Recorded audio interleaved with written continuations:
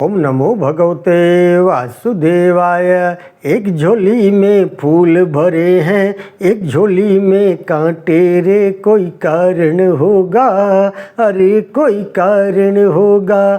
एक झोली में फूल भरे हैं, एक झोली में कांटे रे, कोई कारण होगा, अरे कोई कारण होगा। तेरे बस में कुछ भी नहीं, ये तो बांटने वाला बांटे रे, कोई कारण होगा, अरे कोई कारण होगा। एक झोली में फूल भरे हैं, एक झोली में कांटे रे, कोई कारण होगा, अरे कोई कारण होगा। पहले बनती हैं तकदीरें, फिर बनते हैं शरीरें, ये प्रभु की है कारीगरी, तू है क्यों गंभीर है, अरे कोई कारण होगा, अरे कोई कारण होगा। एक झोली में फूल भरे हैं, एक झोली में कांटे रे, कोई कारण होगा, अरे कोई कारण होगा।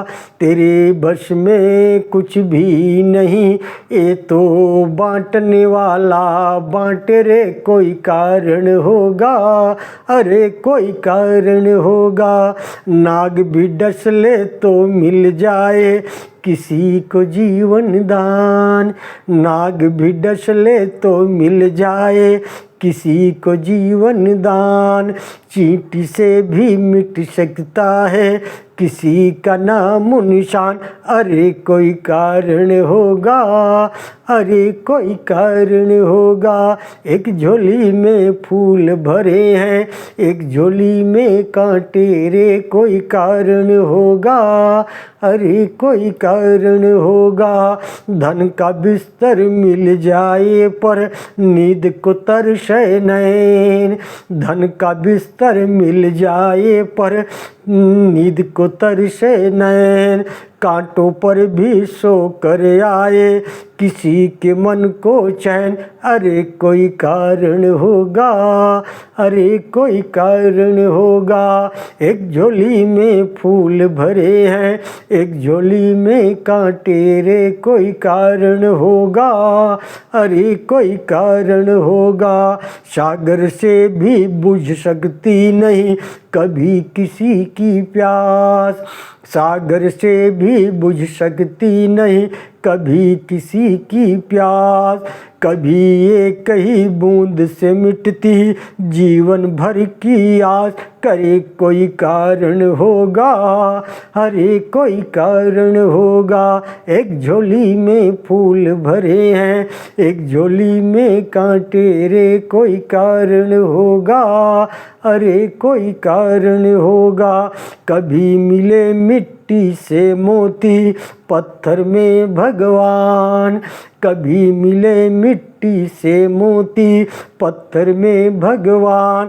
बांटने वाला सबको बांटे, लेने वाला जाने रे, कोई कारण होगा, अरे कोई कारण होगा। एक झोली में फूल भरे हैं, एक झोली में कांटे रे, कोई कारण होगा, अरे कोई कारण होगा। नमो भगवते वासुदेवाय। सज्जनों, आप देख रहे हैं हमारे अनंत पत्र न्यूज़ चैनल पर श्री ब्रह्म महापुराण की कथा।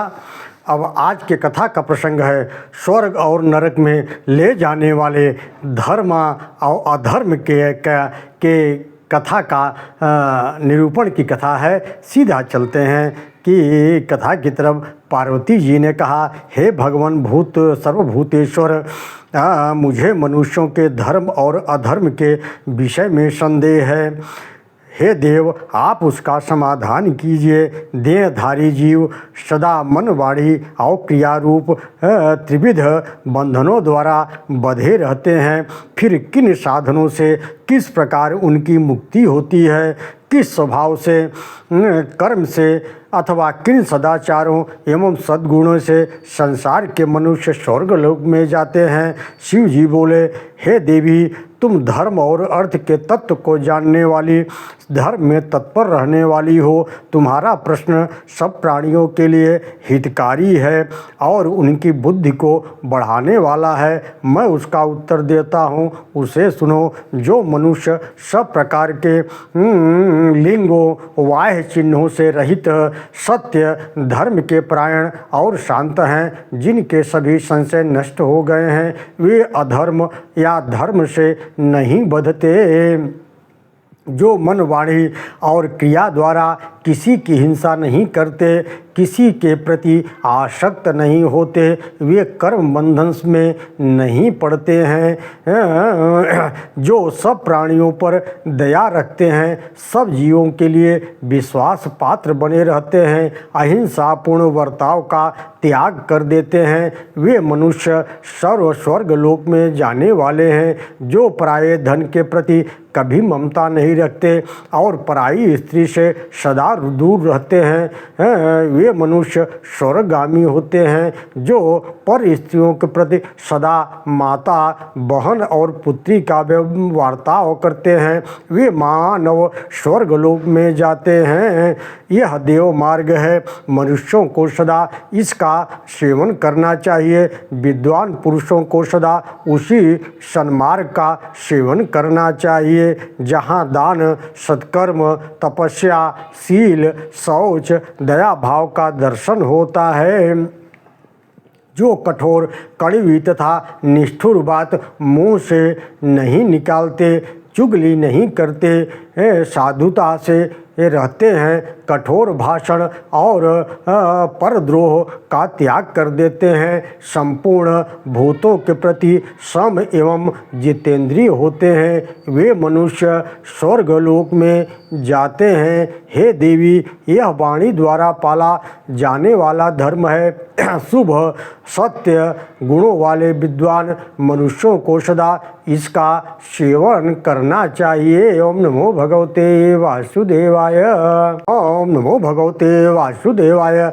फिर शिव जी बोलते हैं कि कहते हैं कि हे कल्याणी, मानसिक धर्म से युक्त मनुष्य सदा स्वर्ग में जाते हैं। मैं उनका वर्णन करता हूँ, उसे सुनो। निर्जन मन में रहते हुए पराये धन पर जब दृष्टि पड़े तो मन से उसे भी नहीं लेना चाहते, वे स्वर्गगामी होते हैं। जो शत्रु मित्र के सदा एक चित्त से अपनाते हैं और शास्त्रों का अध्ययन करते एवं पवित्र सत्य प्रतिज्ञ होते हैं, वे ही धन से संतुष्ट रहते हैं, जिनसे दूसरों का कष्ट नहीं पहुंचता है, जिनके चित्त में सदा मैत्री का भाव बना रहता है, जो सब प्राणियों पर निरंतर दया भाव बनाए रहते हैं, वे मनुष्य स्वर्गलोक में जाने के अधिकारी होते हैं। जो ज्ञानवान, क्रियावान, क्षमावान, सुहृद प्रेमी, धर्माधर्म के ज्ञाता और शुभाशुभ कर्मों के फल संग्रह के प्रति उदासीन रहते हैं, जो पापियों का त्याग देते हैं, देवताओं द्विजों की सेवा में संलग्न रहते हैं एवं गुरुजनों के आने पर खड़े होकर उनका स्वागत सत्कार करते हैं, वे मानव स्वर्गलोक में जाते हैं। हे देवी, जो लोग शुभ कर्मों के फलस्वरूप स्वर्ग मार्ग पर जाते हैं, उनका मैंने वर्णन किया है।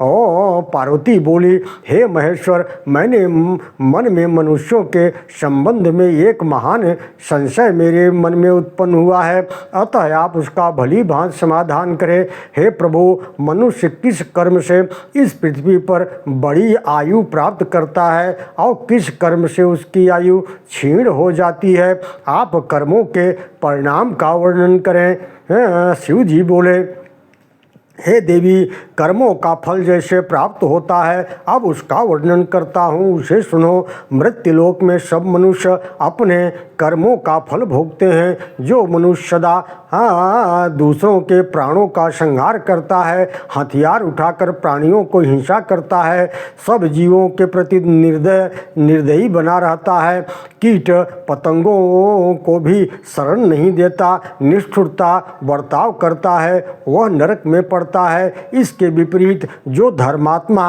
होता है उसे अपने स्वरूप के अनुरूप ही गति मिलती है। हिंसक नरक में और अहिंसक स्वर्ग में जाता है। नरकगामी मनुष्य नरक में पड़कर भयंकर यातना भोगता है। जो कोई कभी उस नरक से उसे निकालता है वह यदि मनुष्य योनि में आता है तो भी वहाँ उसकी आयु बहुत थोड़ी हो जाती है।